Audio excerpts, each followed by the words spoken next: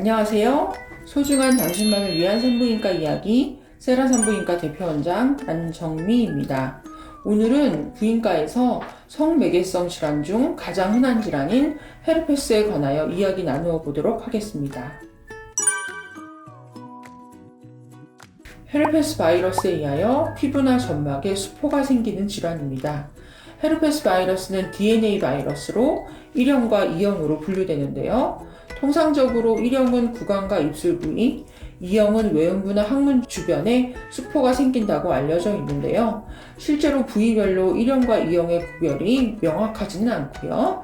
구강에 발생된 포진이 2형인 경우가 약 20% 정도를 차지하고 외음부에 발생된 포진이 1형인 경우가 약 30% 정도라고 보고되고 있습니다.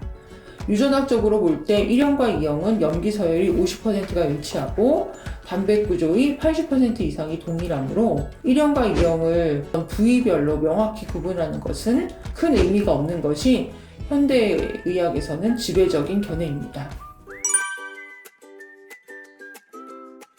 밀접한 피부 접촉이나 점막의 직접적인 컨택으로 감염되는 것으로 알려져 있습니다. 건조한 상태에서는 바이러스의 전파력이 급감하여 공기를 통한 비말 감염의 사례는 거의 없으므로 공경 변기 사용이나 대중 목욕탕에서는 감염되지 않는 것으로 알려져 있습니다.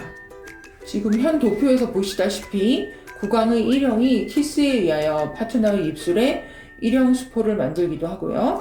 구강의 1형이 구강성교로 파트너의 성기에 1형 수포를 만들기도 하고 성기의 2형이 성관계로 파트너의 성기에 2형 수포를 만들기도 하고 성기의 2형이 구강성교로 인하여 파트너의 입술에 2형 수포를 형성시키기도 합니다. 따라서 현재는 1형과 2형의 형태 분류가 큰 의미가 없다는 견해가 지배적입니다.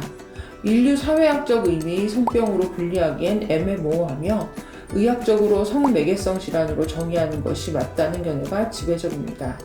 미국의 대규모 연구 통계에 따르면 전 국민의 60% 정도가 걸렸다는 통계도 있을 정도로 매우 흔한 질환입니다. 헤르페스를 확실히 진단할 수 있는 방법은 두 가지 방법이 있는데요. 첫 번째는 수포에서 직접 분비물을 채취하여 PCR 검사를 하거나 두 번째는 혈액 검사를 통하여 헤르페스 항원항체 반응을 확인하는 방법이 있는데요. 두 가지 방법 모두 1형인지 2형인지 구별 가능한 진단 방법입니다.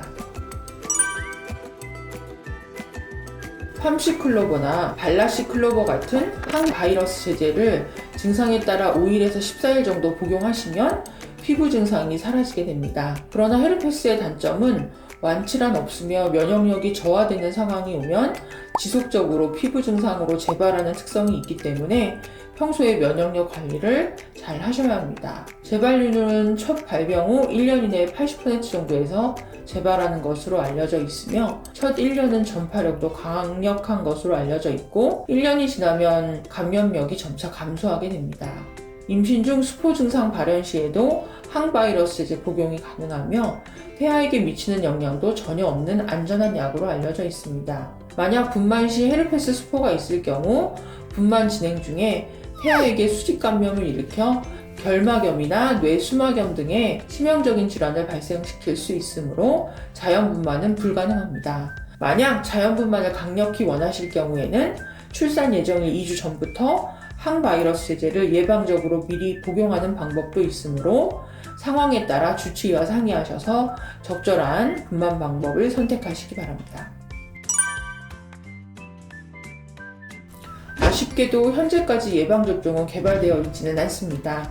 평소에 면역력 조절 잘 하시고 면역력이 저하되어 있는 임산부나 생후 12개월 이하 아기들에게는 뽀뽀를 하지 않아야 되고 컵이라든지 립스틱 공용 사용 금지하시고 성관계식 콘돔 사용하시고 특히 피부병변이 있을 경우엔 전염력이 매우 강력한 것으로 알려져 있으므로 키스 또는 성관계를 금하시고 더더욱 조심하시기 바랍니다.